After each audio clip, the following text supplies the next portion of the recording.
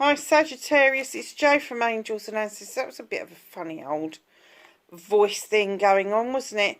Jo from Angels and Ancestors. This is your WTF reading for the middle to end of May.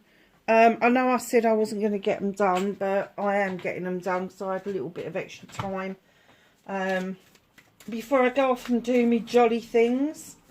So let's ask for an energy card from the Elemental Oracle. Thank you. I like this card. I've only just got a glimpse of it, but I know what it is and I do like it. It's the number 33 and it is... Now, I get that wrong because of my dyslexia. Hold on a minute. Let me grab a pair of glasses.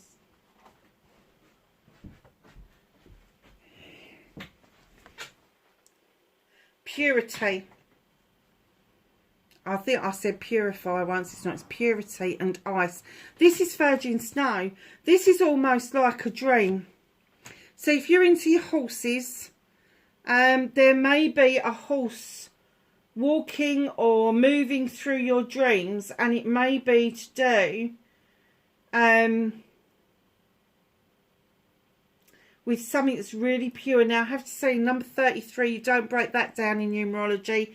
It is what they call a prime number or a soul number.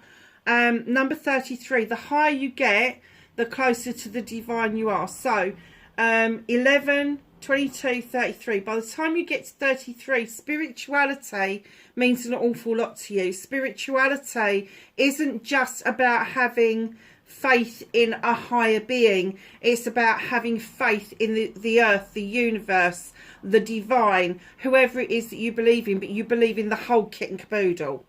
It's the understanding that there is a dream state around you, and it could be that you are a master manifester, that you kind of like think about what you want and it just happens for you. Or it could be that there's a journey to be had, and it could be that it's across snows, it's across virgin territory, somewhere where you've never been before. But this purity, it's purity of thought, purity of mind. There's no maliciousness to this particular card at all. And I know people say that ice is cold, but you think about what the ice holds for us, the frozen things that are within ice. I don't suppose we've even uncovered a fifth of what frozen ice holds in its, I think they call it a perma state, don't they? Insects, molecules, atoms, all of that sort of stuff. But there's this lady at the bottom dreaming, and the icicles are kind of, I think they're pinning her down actually. But it's sort of, I kind of get that the dream to you is an absolute dream, but it's somebody else around you, it's not their thing. And you may have put this off for some time. I have to say that for some of you, this is going to be some sort of pilgrimage. This is somewhere that you've wanted to go to for a long time. So Mecca or Israel or Bethlehem, wherever you feel that your faith lies. It could be you want to go and see the Buddhist monks. It could be that you want to go and see the Mayan pyramids. Whatever it is for you, know that you've put this off because it doesn't take the fancy of somebody else around you. Don't rely on other people. Just go and do it. If it's something that you want to see, something that you want to have that experience of feeling that, go and do it. Why are you holding yourself back? This is telling you just move beautifully. You know, a horse is very, very graceful. And I kind of get that maybe for a lot of you that your totem animal is going to be a horse. So, Sag. Let's see what the Rose Oracle has to offer Sagittarius for mid to late May I nearly said August. Why did I nearly say August? Nowhere near August, thank goodness. It'll only be a blinking of an eye. So you've got whispers of Mother Earth. Creativity, ideas, inspiration, artist, writer and channel. Now I have to say, go back to what I was saying about the purity of this card, the number 33. The higher the number, the closer to the divine you get. So number 11 is your teaching and your learning card. The number 22 is when you start getting in to your creative side. And it's got creativity there. But when you get into 33, your ideas, inspirations, your artistry, your writing, your channeling spirits become that much stronger. Look at this beautiful card. So I think that for a lot of you, this is going to be whispers that come to you about this ideal that you've wanted to do for a long time, and you've put it off. You've got to bite the bullet. You have got to bite the bullet and do it. I'm kind of getting that you are feeling like maybe you've missed out, but the divine is sitting there going, no, you haven't. There's plenty of time to do this.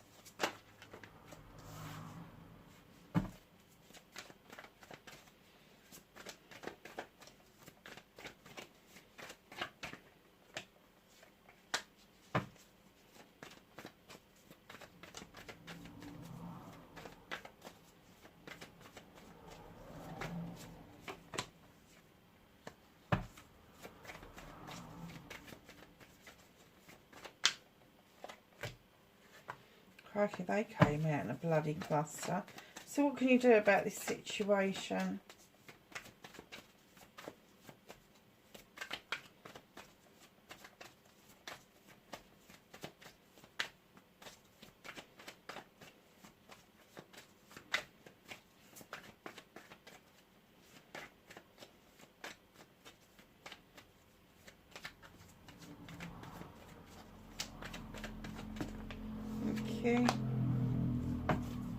What's out of Sagittarius's hands?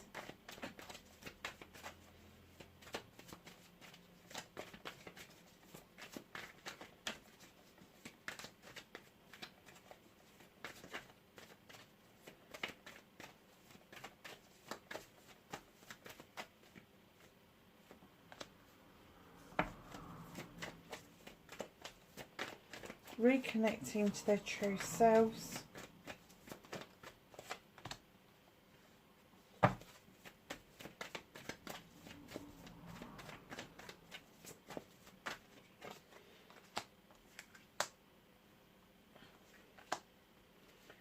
And your outcome.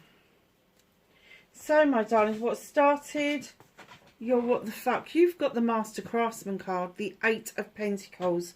You've diligently worked on your pentacles. You've done wise investments. You've invested in your career and your home life. You've left the door of opportunity open for you. But I distinctly heard, clearly heard, someone whispered in my ear, all work and no play. You need to knock that off. They seriously want you to consider the amount of work that you put into something or someone, but you're not getting any enjoyment back. There's no playtime for you. And when I say playtime, it's whatever takes your fancy. If you want to go and slaughter the gym for 10 hours, up to you. If you want to go for a walk in the woodlands, across the beach, you want to go swimming, whatever it means to you, you are not doing it. You are not playing. You are not giving yourself that time to have something that is leisurely and enjoyable. Now, I do get that with all of this investment that you've done, that you've built a lovely world around you. That lovely worlds can be as lonely as hell if you haven't got people to share it with. If you haven't got the like interests to share with somebody. So although the door of opportunity is still open and you're still making investments into your businesses, into your home, into all of that sort of stuff, there is still that other side of you where you're not putting that hammer and chisel down and you're not going off on your jollies. That's what you need to do. So facing your fears and taking your power back. Facing your fears, I'm kind of getting with the witch. She's number 1 in the deck. So it's learning to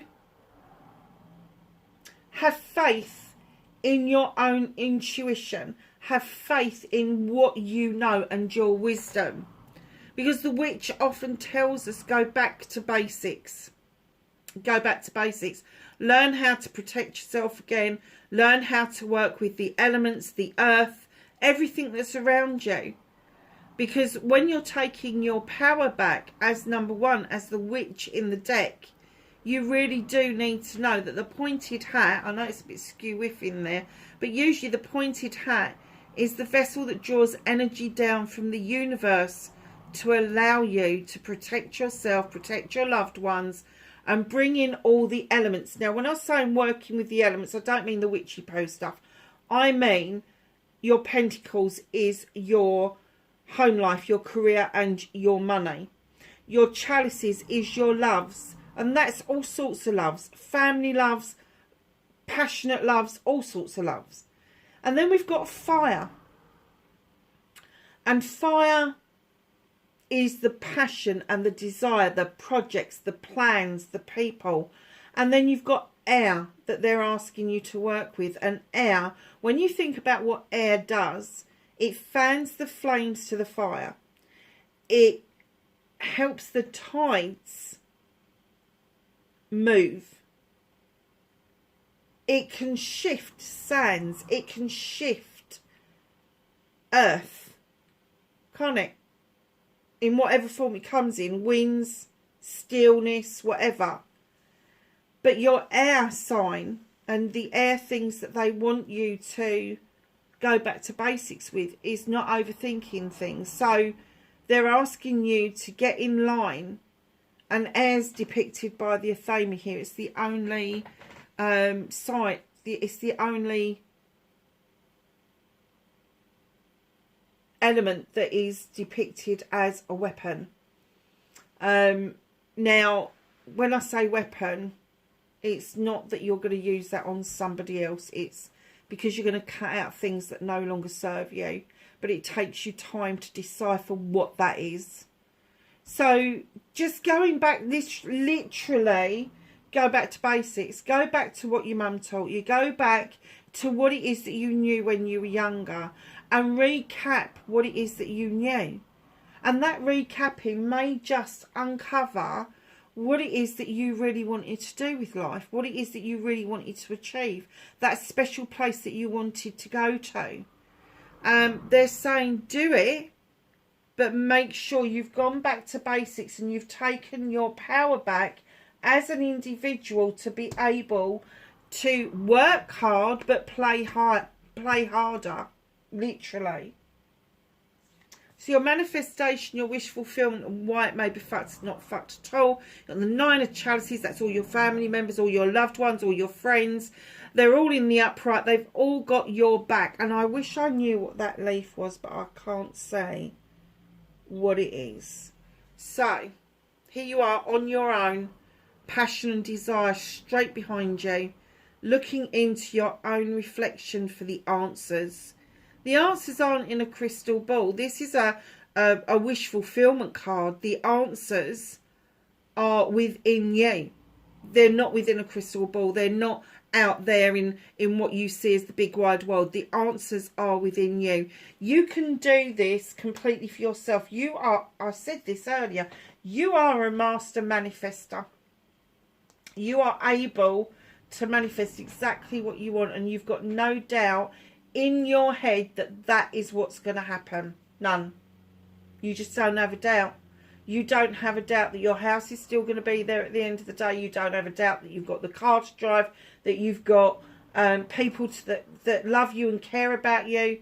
You may have this pain in the neck that doesn't always enjoy the same things as you, and you may have had to have given in to them at times because they want to go and do what they enjoy. But now is the time for you to put your foot down and say, actually, I've done the hard work. I'm now going to start working on me. And that's where you're going to draw the power back. And that's going to lead you to some of the wishes, some of the passions and desires that you've had. And they will come in to your lifeline if you hold on to them and you make sure that that happens. So, your movement and journey, where the fuck you need to be. You got the harvest card. You've sown many seeds over a long time. And finally, your harvest is coming in. It is plentiful. And there is extras to give out. Now, this harvest doesn't have to be something physical. It could be something spiritual, emotional, whatever it means to you. There is abundance and plenty. There's plenty to go around, whatever it is. You don't have to be precious with anybody about this harvest because it is there to be shared. In comes the moon. I have to say, this is the third major arcana you've had. And we're still not halfway through the reading yet. So the moon comes in and the moon is saying to you, come on, I need to illuminate something for you. A truth, an untruth, or a pathway forward. And it's beckoning you not to look at the distortions of this truth or this untruth. You need to dig a bit deeper and find out exactly what it is that's going on around you, because you really don't need to be in the Nine of Wands energy, which is over fucking protective. It's like, this is my project, this is my plan, you lot can fuck off. You can get a little bit paranoid when it comes, or precious I should say, when it comes to projects and plans. Don't do that. Don't become too precious about what it is that you're doing. I mean, don't give away trade secrets or anything like that, but you know, don't clamp it down to the point where other people who are working with you aren't getting the accolade that they need in order to enjoy working with you and sustaining that work. Now, those Nine of Wands are all your magic. They're all your magic, and you're like, fuck off, I'm not sharing it, I'm not sharing it. But you've got the Nine of Chalices saying, share it, share it. It's in your manifestation, share it. So before you get to this, you need to understand, yes, your harvest is coming, but it's plentiful. There's loads to go round. And the moon is saying, do not close your mind off to illuminations and your intuition. Your intuition at this time should be very strong. We've just gone past the full moon by about a day or so. So just know that your intuition is very high at the moment, especially around projects, plans and people. So just hold fire and not give yourself a sense of that you just need to be firing and spitting fucking bullets all the time, because you don't. You don't. You can have passion and desire without being on the attack, without being defensive. And they're not saying completely drop your shields, but they are saying pick and choose who you want to hide things from. Pick and choose those people that you can have a frank conversation with, an honest conversation, but then pick and choose the people that you can't have that with. So what can you do about this situation? Yeah, I get this. There's an inner conflict going on with you. Now, I'm going to say it's an inner conflict. There's two people in this particular scenery. It could be a conflict with somebody else, but it's not the energy I'm getting. I'm getting that you're having this conflict with yourself. Now, their argument in this picture is the man with the scythe is saying, this is quicker. And the man with the knives is saying, yes, but this is more precision. And I'm kind of getting that you know where you want to be as the end journey, but you haven't quite come to how you're going to get there. And it's an inner conflict. And that is confirmed by the Eight of Chalices coming in, where you're scratching your chin. You really don't know what the next step is going to be. If you have got choices, you haven't got your answer. If you've got options, your answer isn't there. So just step back and wait for those options to dwindle. And then once those options have made themselves clearly either for you or not for you, that's when you start making the decision to move forward. Your Eight of Chalices, they're all in the upright. Everybody's got your back over this. The sun is shining. You can't go far wrong if you take some time to think it through properly. So, my darlings, what's out of your hands? An awful lot, according to you. You feel a little bit out of control, maybe a little bit down. You want everybody to fuck off and leave you with your blanket. You got 9 opportunities to cut out what no longer serves you. The moon is illuminating through that window, and it's illuminating you. You are the truth. You are the thing that needs illuminating. You need to spend more time on you, Sag. You need to spend more time on what's important to you. And then what they're doing is they're sending the moon in again, because what they're asking you to do is draw energy down from the universe. Use your knowledge and your wisdom to allow the moon to illuminate what you need to know, and then you light a candle for intentions going forward. Now, the reason that that's hidden from you is that the universe is working with you on this card, because you're not quite ready to do this yet, but you will have the strength to push through this feeling that you just want everybody to fuck off and leave you alone, that you just want to fucking go to bed and stay there, or just pack your bags and piss off, or whatever it is, because your intuition's going to kick in. You're going to go, no, hell no, I'm not going to fucking do that.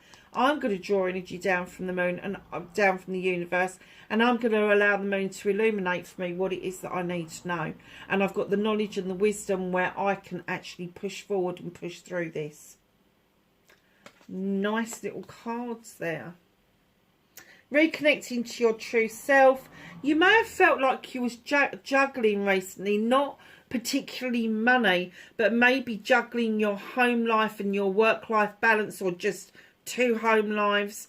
There's just a juggling going on, and all of a sudden the skies start to part, the sun's coming in, you put that foot on the ground, and there is this sigh of relief that you feel much more balanced than you have done for a long time. And then in comes the 6 of Athames, moving in to calmer waters, seeing just ahead of you what the future holds. Not quite ready to dock yet to go towards it, but you can see things with more clarity. In comes the Queen of Chalices. Now that could be Cancer, Pisces or Scorpio. I have to say this is hidden from you. So this queen, male or female, she sits on her throne with the water lapping around her feet, because she's trying to heal from past hurts. She's trying to heal from past mistakes. She has a chalice on her lap that she needs to fill up with all her wants and needs, her loves, her inspirations, aspirations, meditations, manifestations. All of that sort of stuff needs to fill that cup up. And when it's overspilling, that's what you offer out to other people. And I'll get to the point in a minute. She's also the Queen of Diversion. And it may be that if you are dealing with one of these water signs, that you have to divert off in a different way to be able to deal with this particular person. You may feel that in order to make sense of what's going on around this particular person, as much as you love them and care about them, you have to divert your attention away from what is going on with them, because it would drive you insane otherwise. So, my lovelies,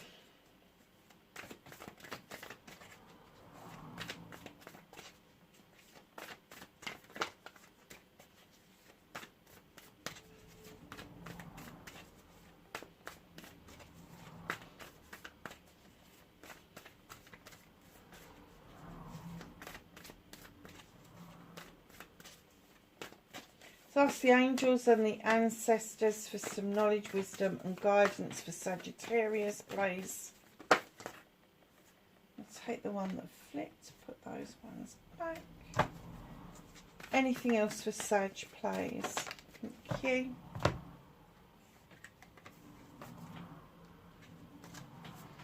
Okay, so we have Spirit Fox. Trust your talents in changing times. I love this card. Every time I look at this card, I see something new. Very sacred card. The Spirit Fox is indicative of the god or God. But trusting your talents in changing times actually goes in line with the first two cards. So it's kind of like come full circle. Trust that your dreams are real.